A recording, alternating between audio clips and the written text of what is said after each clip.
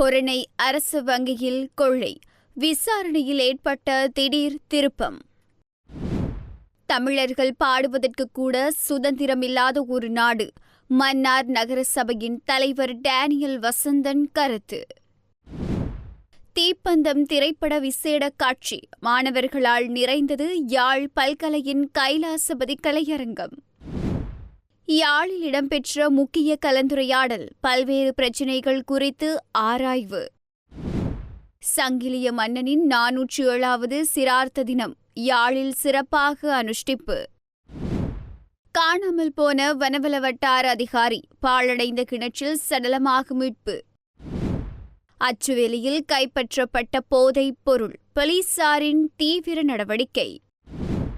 ஹொரணை பகுதியில் உள்ள அரசு வங்கியொன்றில் 30.5 மில்லியன் ரூபாய் பணம் காணாமல் போன சம்பவம் தொடர்பாக கைது செய்யப்பட்டுள்ள அந்த வங்கியின் உதவி முகாமையாளர் இன்று குறித்த வங்கிக்கு அழைத்து செல்லப்பட்டுள்ளார். இதற்கமைய தற்போது அங்கு பரிசோதனை நடவடிக்கைகள் ஆரம்பிக்கப்பட்டுள்ளதாக தகவல்கள் தெரிவிக்கின்றன. இந்த விசாரணை நடவடிக்கைகளின் பின்னர் அவர் மில்லனிய பகுதிக்கு அழைத்து செல்லப்படவுள்ளதாகவும் குறிப்பிடப்பட்டுள்ளது. குறித்த உதவி முகாமையாளரை 6 நாட்கள் தடுப்பு காவலில் வைத்து விசாரணை செய்வதற்கு ஹொரணை நீதவான் நீதிமன்றம் நேற்று அனுமதி வழங்கியிருந்தது. அத்துடன் இந்த சம்பவம் தொடர்பாக கைது செய்யப்பட்ட பாதுகாப்பு உத்தியோகத்தர் எதிர்வரும் 11ஆம் தேதி வரை விளக்கமறியலில் வைக்கப்பட்டுள்ளார். ஹொரணை பகுதியில் உள்ள அரச வங்கியொன்றின் ATM இயந்திரங்களில் வைப்பு செய்வதற்காக 30.5 மில்லியன் ரூபாய் பணம் எடுத்து செல்லப்பட்ட போது கொள்ளையர் ஒருவர் அதனை பறித்து சென்றதாக கடந்த ஜூன் மாதம் 3ஆம் தேதி ஹொரணை தலைமையக போலீசில் முறைப்பாடு செய்யப்பட்டிருந்தது. அந்த பணத்திற்கு பொறுப்பாக இருந்த உதவி முகாமையாளரிடம் போலீசார் தொடர்ந்து விசாரணை நடத்திய போதிலும் முறையான எந்தவொரு தடயமும் வெளிவராததால் போலீஸ் மா அதிபர் இந்த விசாரணைகளை பாலியகுடி வடக்கு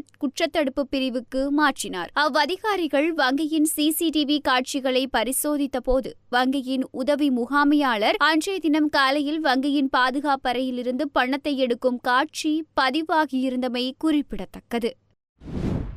தமிழ் இளம் பாடகர் சங்கீத் பயங்கரவாத தடை சட்டத்தின் கீழ் கைது செய்யப்பட்டிருக்கிறார். உண்மையிலேயே தமிழர்கள் பாடுவதற்கு கூட சுதந்திரமில்லாத ஒரு நாடு எமது நாடு மாறிக்கொண்டு வருகிறது. இந்த விடயத்தில் உண்மையிலேயே அவர்களை பயங்கரவாத தடை சட்டத்தில் கைது செய்ததை வன்மையாக நான் கண்டிக்கிறேன் என மன்னார் நகரசபையின் தலைவர் டேனியல் வசந்தன் தெரிவித்துள்ளார். மன்னார் நகரசபையில் நேற்று மதியம் இடம்பெற்ற ஊடக சந்திப்பில் கலந்து கொண்டு கருத்து தெரிவிக்கும் போதே அவர் இவ்வாறு தெரிவித்தார். இலங்கையிலே பாடுவதற்கு கூட தமிழர்களுக்கு உரிமையில்லை என்று நினைக்கும் போது இந்த அரசாங்கம் ஏன் இவ்வாறு நடந்து கொள்கின்றது என்று பார்க்கும்போது மிகவும் ஆச்சரியமாக இருக்கிறது எனவும் அவர் தெரிவித்துள்ளார்.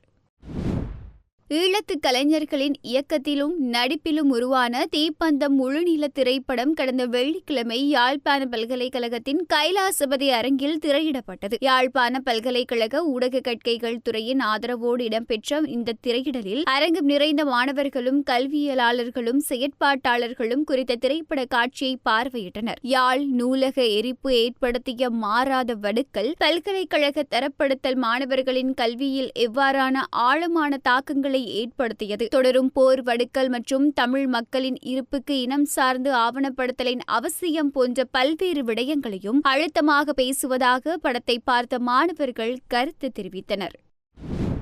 அகில இலங்கை மீனவ மற்றும் தொழிலாளர் கூட்டமைப்பின் 5வது ஆண்டு நிறைவு விழாவானது நேற்றைய தினம் யாழ்ப்பாணம் பொது நூலக மண்டபத்தில் நடைபெற்றது. இதன்போது மீனவ சமூகங்கள் எதிர்கொள்ளும் பிரச்சினைகள், மலையக மக்களின் பிரச்சினைகள், ஏனைய தொழில்சார் அமைப்புகள் எதிர்கொள்ளும் பிரச்சினைகள், தமிழ் மக்களது பிரச்சினைகள் தொடர்பாக விரிவாக ஆராயப்பட்டது. அத்துடன் இந்திய மீனவர்களால் இலங்கை மீனவர்கள் படுகின்ற துன்பங்கள் குறித்து தமிழக முதலமைச்சர் மற்றும் தமிழக மீனவர்களுடன் சந்திப்பு நடாத்துவது குறித்தும் பேசப்பட்டது.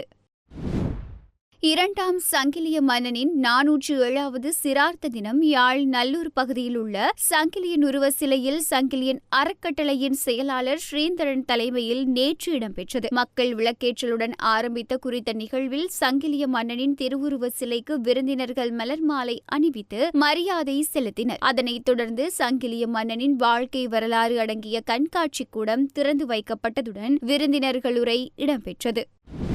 கிளிநொச்சி ஜெயபுரம் பகுதியில் காணாமல் போயிருந்த வனவள வட்டார அதிகாரி பாழடைந்த கிணற்றில் சடலமாக அடையாளம் காணப்பட்டுள்ளார். அனுராதபுரம் தமுத்தேகம பிரதேசத்தை சேர்ந்த 41 வயதுடைய குறித்த வனவள திணைக்கள அதிகாரி கிளிநொச்சி ஜெயபுரத்தில் இயங்கும் வட்டார வனவள திணைக்கள அலுவலகத்தில் கடமையாற்றி வந்துள்ளார். இந்நிலையில் நேற்று முன்தினம் குறித்த நபர் காணாமல் போயிருப்பதாக ஜெயபுரம் போலீஸ் நிலையத்தில் முறைப்பாடு செய்யப்பட்டதை அடுத்து நேற்று மாலை போலீசார் மேற்கொண்ட விசாரணைகளின் அடிப்படையில் இவரது சடலம் அலுவலகத்தில் அருகிலுள்ள பாலடைந்த கிணற்றிலிருந்து அடையாளம் காணப்பட்டுள்ளது.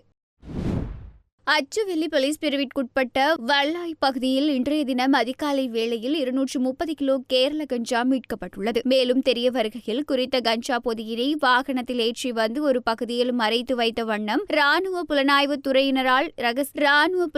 துறையினர்களால் ரகசிய தகவலின்படி விசேட அதிரடிப்படையினர்களால் இந்த சுற்றிவளைப்பு மேற்கொள்ளப்பட்டுள்ளது. சுற்றிவளைப்பின் போது கஞ்சா கைப்பற்றப்பட்டுள்ளது. கைப்பற்றப்பட்ட கஞ்சா பொதியினை அச்சுவேலி போலீஸ் நிலையத்தில் ஒப்படைக்கப்பட்டுள்ளது. சந்தேக நபர்கள் விசேட அதிரடிப்படையினர் வருவதாக தெரிந்து தப்பி சென்றுள்ளதாக விசேட அதிரடிப்படையினர் தெரிவித்துள்ளனர்.